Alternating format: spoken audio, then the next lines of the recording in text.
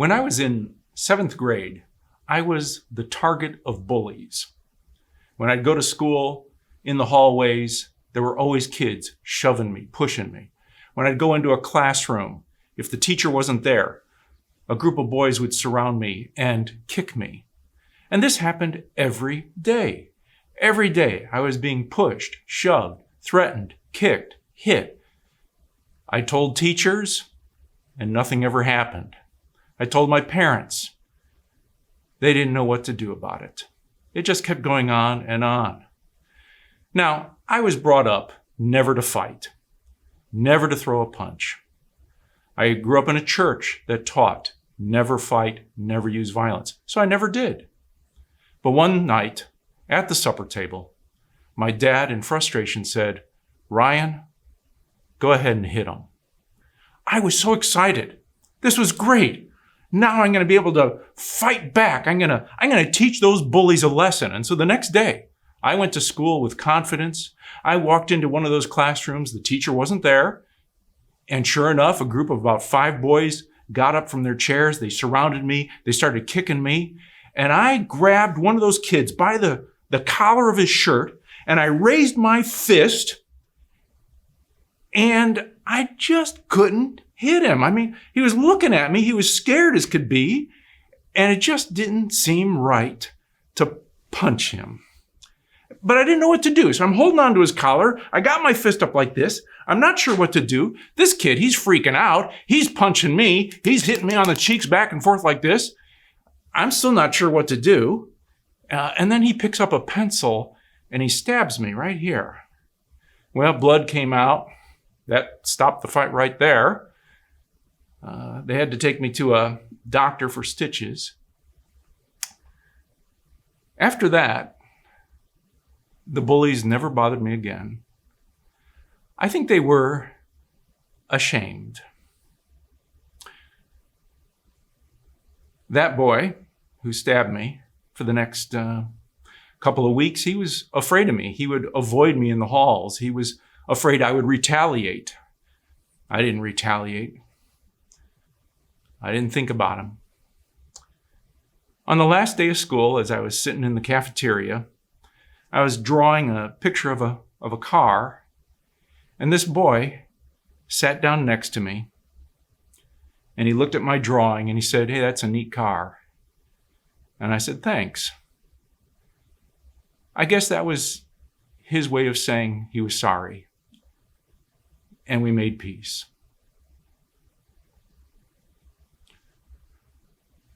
Love your enemies. Do good to those who abuse you. Bless those who curse you. Pray for those who abuse you. This is probably the most radical, ridiculous, and important statement Jesus ever made. Now, we're living in a society that is certainly not living by love your enemies. This is the last thing that we're doing at this time, is love our enemies. We have no tolerance for people of that other political party. We have no tolerance for people who use words or actions or take stands that we find offensive. We are not about to do good to those who hate us. We're not about to bless those who curse us. That's the last thing we're going to do. And yet here's Jesus telling us, you got to change. You've got to change. And if we're Christians, if we are followers of Jesus, frankly, we don't have a choice. We must love our enemies. Now, love does not mean like. It doesn't mean emotional attraction or affection. What Jesus is talking about is to care, to value, to respect, to want an ultimate good for that other person, to treat them and do for them what you would want them to do to you. That's love. Jesus gives 3 radical illustrations of what he's talking about. If anyone strikes you on the cheek, offer the other also. Boy, I remember when I was a teenager, my eldest brother, 5 years older than me, he slapped me. I was shocked. In fact, I would say that was the most disrespected I have ever felt in my life, being slapped on the cheek. Frankly, I would have preferred being punched than being slapped. Slapping just sort of takes away the other person's dignity. Now, how should I respond to this? Should I punch my brother? This is the situation that Jesus is talking about. He's probably not talking about fist fights. He's talking about being insulted. You've been insulted. How are you going to respond to an insult? Are you going to punch the person? Are you going to take them to court and sue them for assault and battery? What are you going to do if you've been insulted? And Jesus' response is this shocking response. Turn the other cheek. It's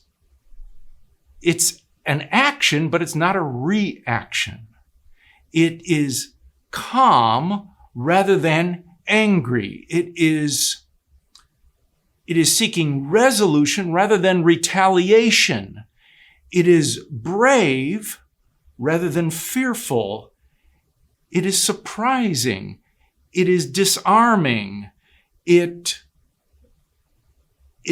undercuts a building up of hostility. I think it maybe shames the other person.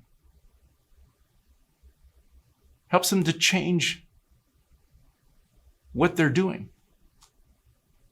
Jesus gives another shocking illustration. He says, and from anyone who takes away your coat, do not withhold even your shirt.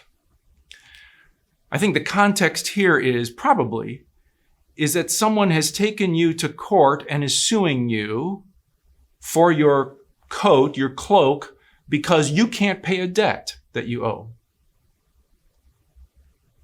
Now, in the Old Testament, in the laws of Moses, it's actually against the law to demand a person who's impoverished. It's against the law to take their cloak overnight, because that cloak is essential. That's essential for survival. For an impoverished person, this is the only way they can stay warm at night. And that's why you can't take it away overnight. But Jesus is saying here, if you are impoverished, you can't pay that debt, and the person you owe that money to demands your cloak, give it to him. And then take off your shirt and give that to him too.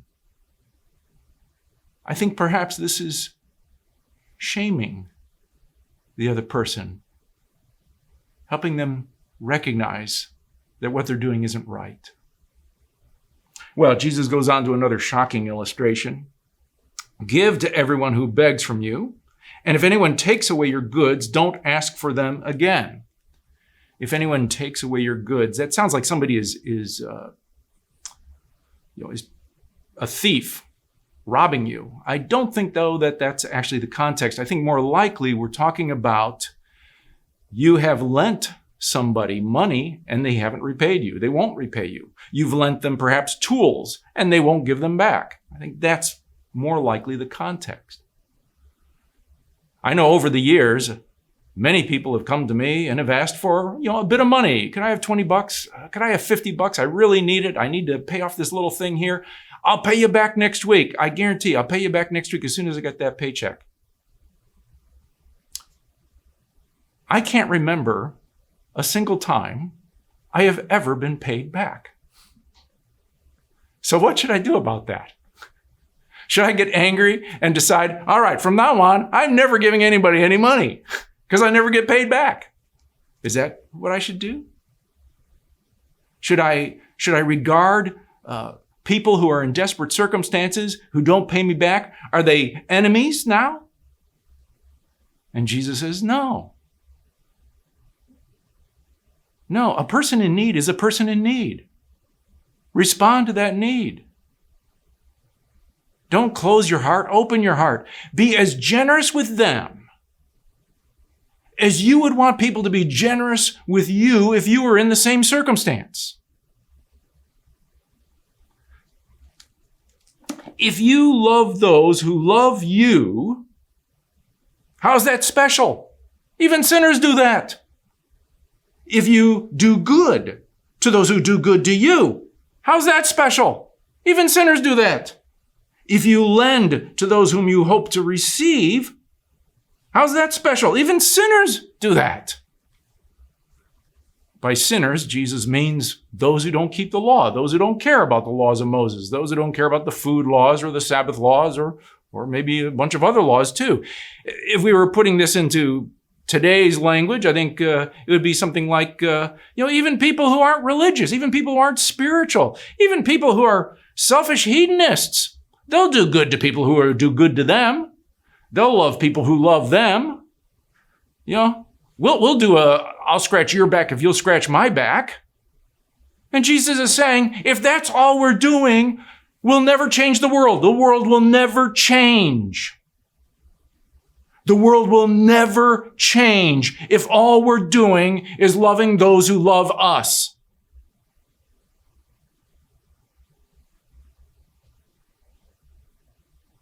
We got to break this. We got to change this. We have to have the courage to love those who are not loving us, to bless those who are cursing us, to respond in a different way. Now, what's the strategy here? What does Jesus actually think is going to happen? Is he hoping that, if we do this, that this is going to, reduce violence, reduce the escalation of hostility? Or is Jesus' strategy that if we do good, that this is going to overcome, our kindness will overcome our opponents?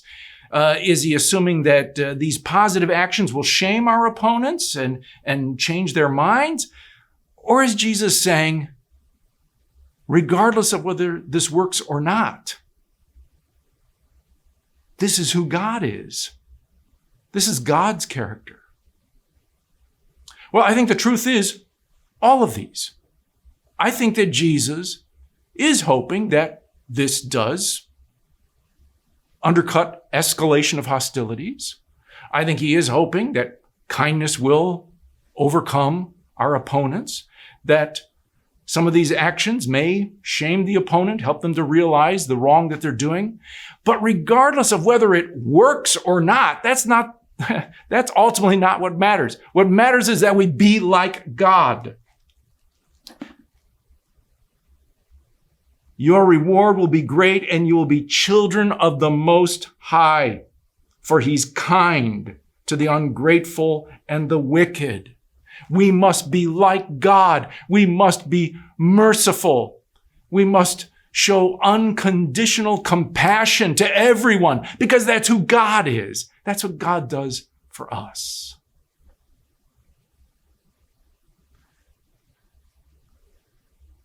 Will this work on the international stage?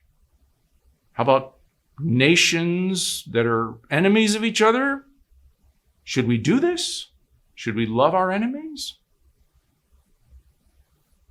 Maybe. One time Ronald Reagan and Mikhail Gorbachev They met in Switzerland to negotiate a reduction of nuclear weapons. It wasn't going well. They didn't trust each other. Their two negotiating teams were running into problems. They didn't trust each other. There was hostility. It just wasn't going anywhere. And then Reagan invited Gorbachev to go off by themselves, go for a walk. They just took the translators with them. And Reagan asked Gorbachev this question. He said, if the United States were to be invaded by aliens from outer space, would the Soviet Union come to our aid? Gorbachev responded, certainly we would. If the United States were invaded by aliens from outer space, we'd help you. And then Reagan said to Gorbachev, and we would do the same for you. That bizarre interchange, and it is pretty bizarre, it's a strange conversation, but it broke through. It helped them to see each other as having the same needs, the same desires, the same worth. And that was the breakthrough. When they came back, they started the negotiations again. They had a different spirit, and it took off from there. Eventually, they negotiated a nuclear arms reduction greater than anything that had ever been seen before. A few years ago, I had the great privilege of meeting Daryl Davis. Now, Daryl Davis is famous for two things. First of all, he's one of the greatest keyboardists of all time in rhythm and blues and boogie woogie. He backed up Chuck Berry, Jerry Lee Lewis. This guy's a phenomenal keyboardist. He's famous for another thing, though. He's famous for befriending dozens of KKK members. And through those friendships, those Klan members leave the Klan. Now, Daryl is black. When he was 10 years old, he was a Cub Scout. He was in a Cub Scout parade. He was at the front of the parade holding an American flag. And as he's marching along, there's some bystanders that are throwing things at him, bottles and other things. And he can't figure out why they're doing that. He's thinking to himself, they must not like the Cub Scouts. It's not until he got home that his mother said to him, the reason why some people were throwing things at you is because they hate you because of the color of your skin. And Daryl couldn't believe that. He thought his mother was lying to him. He had never encountered racial prejudice. He had grown up overseas. His dad was a diplomat. They'd gone all over the place. He'd never experienced racial prejudice until he came back here to the United States as a 10-year-old. And it created in him this question that he needed to get answered. He wanted to ask these white people who were throwing things at him, he wanted to ask them, why do you hate me when you know nothing about me? He was able to ask that question of the imperial wizard of the Ku Klux Klan. He was able to set up a meeting with this person, and they sat down, and he said, tell me what your attitude is towards me as a black man. Tell me, where does it come from? Tell me your story. And then I'll tell you my story. And they had this conversation, and the two became friends. And that led to other conversations with other Klan members and other Klan leaders in other places. Over time, he developed dozens of these friendships, and dozens of these Klan members left the Klan and gave him their Klan robes and insignias. In 2017, at the Unite the Right rally in Charlottesville, Virginia, the leader of the Confederate White Knights, Richard Preston, was arrested because he had shot a gun at the counter-protesters. Daryl Davis offered to put up his bail and later took him to the National Museum of African American History in Washington, D.C. They became friends. Richard asked Daryl, when Richard got married, he asked Daryl to walk his bride down the aisle. Now, this is a different way of defeating your enemies. This is a very different way of defeating your enemies. This is pretty shocking. This is controversial. This is really radical. And this is the way of Jesus.